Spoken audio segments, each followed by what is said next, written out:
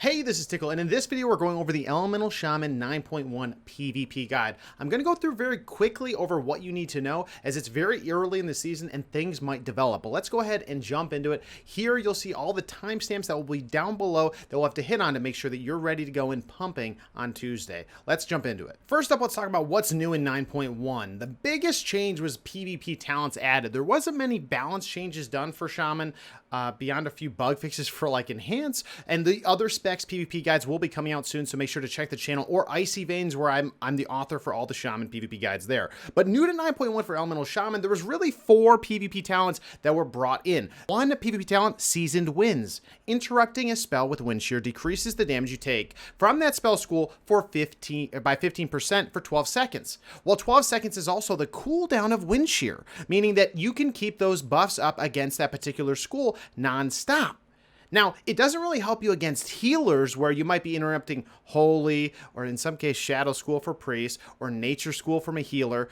Those could be okay, but really where it's going to benefit you is when you're doing it against a DPS like a Shadow Priest. You're always going to be interrupting Shadow School, reducing the damage that Shadow Priest's dots are doing. Affliction Warlock, Boomkin. Those are the types of classes that are very focused on that one single school that will really help you. And again, this is really against casters. You can't do this to melee. And the other thing is, if you interrupt abilities like a Demon Hunter's I-Beam or a Destro Warlock's Chaos Bolt, it will actually give you defense against up to 5 or 6 schools of magic. Shadow, Nature, Fire, Frost, like all of these different schools, and you can get that up all the time. So make sure to look out for that, and particularly against DHs, it could help.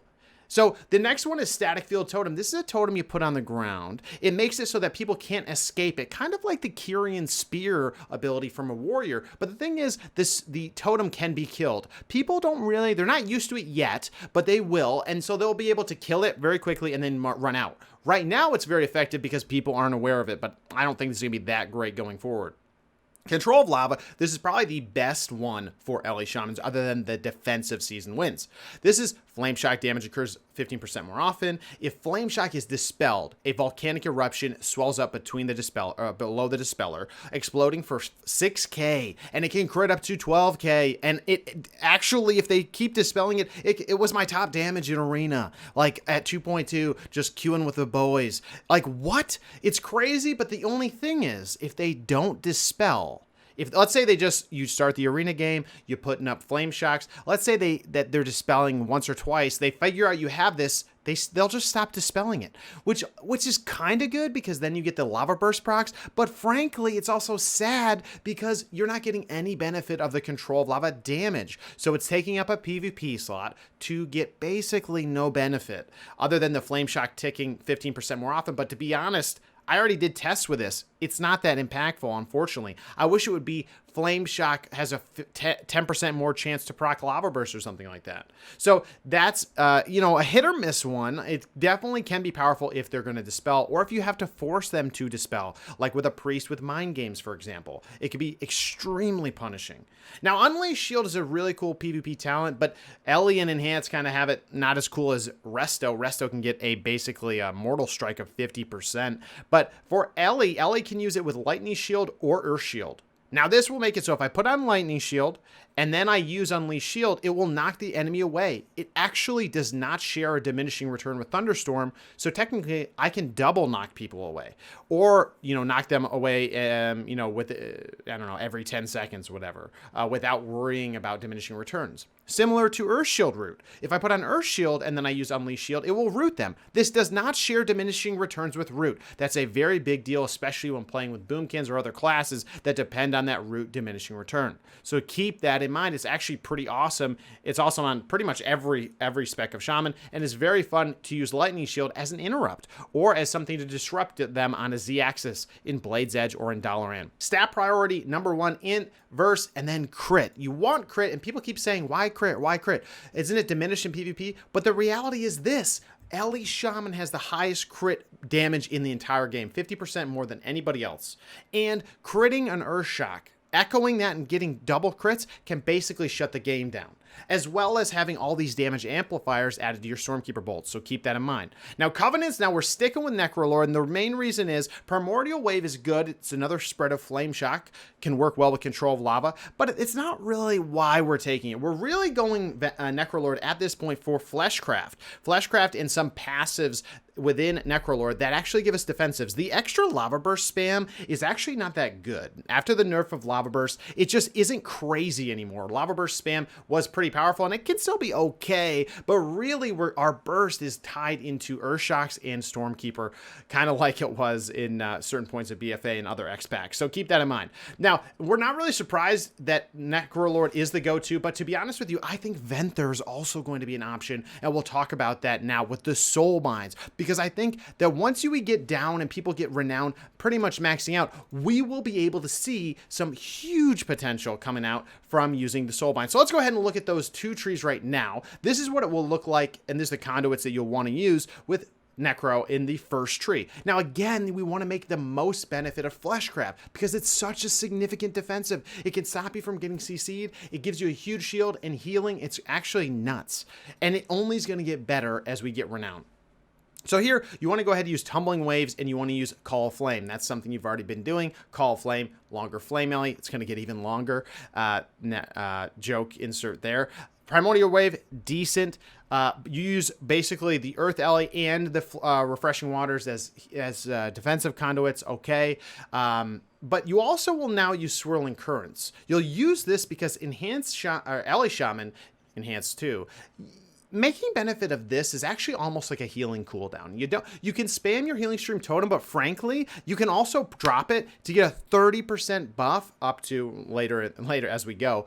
30% buff to your healing surge. And on Ellie, it's already not reduced like it is on Enhance. It will be huge, so you can keep your team alive that way. And it's one of the perks of being an Ellie Shaman that maybe isn't always as thought of as much as being that hybrid. Other hybrids are absolutely crushing healing. It's actually crazy. And Ellie can do it even more with the use of this, as well as their Earth Shield multipliers.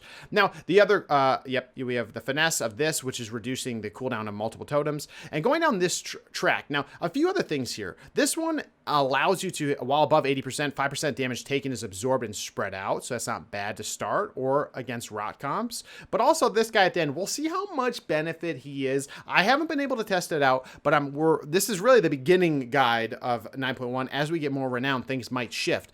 Primordial Wave summons Kevin Zoozling, will fight along you and do damage. So we'll see how that works out. But otherwise, this defensive tree is necessary to stay alive and keep pumping. I've tried Venthyr right now, and the biggest difference is I just feel super duper squishy. There's defensives like this, when reduced below 50% health, ooze goes over you, healing for 15%. And it can occur every 30 seconds. That's a ton. That's a ton. So the tree that I think for Venthyr, similar Soulbinds, but it's the reason I think it's going to be good is this. When the haste effect of Euphoria ends, which is the proc that just kind of rolls all the time, Thrill Seeker from Venthyr, gain 20% increased verse. And in PvP, your verse percentage is getting boosted up by 40% more, right? Because of your double trinkets. So all of a sudden now you got 25% increased damage all of a sudden out of the blue. That's going to be when we crack them with our huge crit of Earthshock, Echoed, Stormkeeper, all the other things we'll talk about in a minute. In terms of talents. Now listen, this might be, I'm not 100% on this, but I think Earthen Rage is going to be selected more often than not. I think this is going to be some passive damage, and I think Ellie's going to fit into a certain area where we're going to have bursts every minute. We're going to set that up, but in general, having this passive damage, I think we're going to go back to using this, as it was doing close to 5% or more of just passive damage, and I think Ellie might fit into that comps where they're going to be a lot of dot damage, especially with Control of Lava, with Shadow Priests, with Affliction Warlocks. And Affliction Warlocks, people, I think they think they're gone. They're not. Demo Warlocks, I think that we're going to be seeing them. Destros, we're going to see them. Boomkins, a lot of people are going Necro. A lot of combination there. Now, Echoing Shock, Earth Shield, all this is just normal. And you can go against Double Cast or potentially go Surge of Power if you want to try to get the one tap with your burst. So that's your kind of default between these two. Try out Earthen Rage. Let me know what you think in the comments. Put it down there. But in terms of PvP talents, I think your default setup is going to be, you always want to have, well, you most cases want to have grounding. Now, here's the thing. If Mistweavers start being around more, if potentially, I want to say H-Pallies, you might be able to drop grounding totem if there's a melee cleave Fury Warrior and Windwalker, and then you have a Mistweaver. You can drop grounding. Okay, you don't need it all the time. I think your default will be this setup unless you're going to be going for the Sky Fury Blast. My thought is that, honestly, I don't think everyone is getting the most value out of Sky Fury. Sky Fury is actually hard to utilize because a lot of people will just one-tap the Sky Fury and then just get away. You know, so you want, I think Control of Lava will give you more default value, especially punishing those that don't respect the fact that that's going to do 6 to 10k damage when dispelled. Now, if you are, like I said, going into someone where you don't need grounding, you are into double melee without grounding, you know, if you're not going against a priest team, you can go ahead and run Static Field Totem. You can try it out. Try it out. I think it's going to be okay for a bit until people learn. Then I think it's going to go into the poo-poo bucket. If you go against, so I think this is potentially against melee cleaves that don't have a priest on them, or a shaman potentially. Now, otherwise, you could go Spectral Recovery instead of this to be able to move, but I think try this out. I think people won't know what to do immediately, but they can kill it pretty quickly. It does look really cool, by the way, but it has literally 4k health, which you can use Earth Ellie and things to boost that, but yeah, that's kind of where I'm sitting with that. Now, if you go against casters, double caster, I recommend doing something like this, right? Because you want that Seasoned Winds can be very powerful against Shadow Priests, Affliction Warlocks, Boomkins, Ally Shaman's kind of hard because you have to interrupt certain things. Or if the healer for some of these teams is like an Shaman, a Druid, like if you start interrupting them, it'll stop the damage of their Boomkin or what have you. So it can be useful, but this is only against those certain casters, or a Frost Mage. Then you can stop some of their frost damage. Well, against you. If you're playing a comp where you're not getting focused, do not go this. And then do something else like Sky Fury or something more aggressive, which, you know, this was always the default. Now, the only thing I'll say is, again, Control of Lava, I think it's really good. And if I have to go against casters, you could drop Lasso, but Lasso's just so strong. It matters the number of interrupts. So LA is kind of tougher to pick what your comps are going to be. If you think there's going to be melee all over you, a melee cleave, and they're going to be cleaving the crap out of you, maybe drop Lightning Lasso if you're never going to get it off. You know, but if you're playing against melee and caster, always go this. If you're going against double caster, this is also another stop. So it's really tough to kind of call it, but Lasso and grounding are just so critical and so baseline. But this one can maybe rotate out to Seasoned Winds if you want to be more defensive, Static Field against double melee, even get rid of Lasso, go, you know, for speed or go for Dispel. So that's what or even you go Traveling Storms against Windwalkers, knocking their Fist of Furies. I mean, just pretty good. So there's some options here, but I really think the default's going to be something along this line. And if you're against casters and you'll be able to hide the Sky Fury behind the line of sight, go Sky Fury. Now for Legendaries, I think the best one far and away, Elemental Equilibrium. This is just so important. Pressing Echoing Shock will give you that 15% increased damage for 10 seconds. You'll be able to use that to destroy the enemy with all of your damage amplifiers. I think the only other Legendary that could be good, that's not a meme like the Chain Heal Chain Lightning one or Rocky with Earthquake, is Skybreakers. I think Skybreakers might become very strong, especially because we're stacking crit. I think it is going to be potentially very strong if you're running Control of Lava plus Skybreakers to get that rot going nonstop. Now, again, that will go really well with an Affliction Warlock, Shadow Priest, or a Necrolord balance. I think that's a rot pressure composition that could be absolutely nuts. And I wanted to go over the burst rotation. I like telling you exactly what buttons to press. So here it is. Basically, before you burst, you need 60 or more Maelstrom to make sure you can do an Earthshock. Then you want to pre-cast Stormkeeper. If you get that off, then you can pop your Fire Elemental. You can pop your Sky Fury Totem. You can get one Lava Burst off if possible to get that Master of the Elements. Then you want an Echoing Shock. Then you want to, because that will proc your Elemental Equilibrium. And at this point, you have plus 15 damage from Elemental Equilibrium. You have plus 20 for Master of the Elements. And if you crit, you have the additional from Sky Fury. And that's when you drop in the Earthshock. You echo an Earthshock, which will hit twice. And then you just press Lightning Bolt twice to unleash your Stormkeeper on the enemy.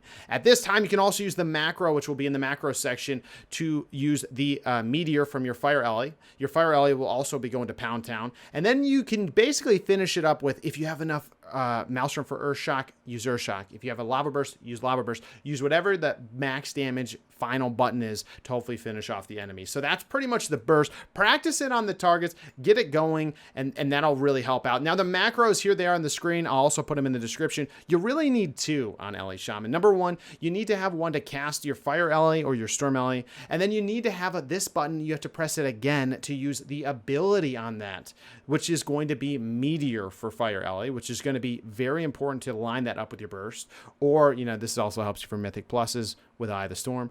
And then you also need the Earth LA defensive macro. This will make it so you cast Earth LA. Pressing the button again will use the huge defensive that comes from an Earth LA while taking Primal Elementalist.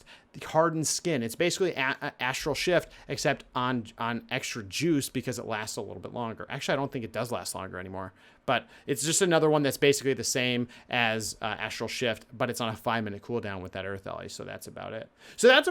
That's all that I got. I'm going to be putting out a lot of content for LE, Enhance, and Resto. Oh yeah, I also have this spreadsheet. This spreadsheet has all the information we just went over. Make sure to check that out. A link in the description. Let me know what else you want to see, guys, going into this patch 9.1. I'll be updating guides as we get to know what's working out better or worse. Put down what your builds are, and we'll see you on stream every day, 9 p.m. Eastern Standard Time on twitch.tv/Tiqqle this, and we'll see you in the next one. Thank you so much for the love and support. We'll take care, guys.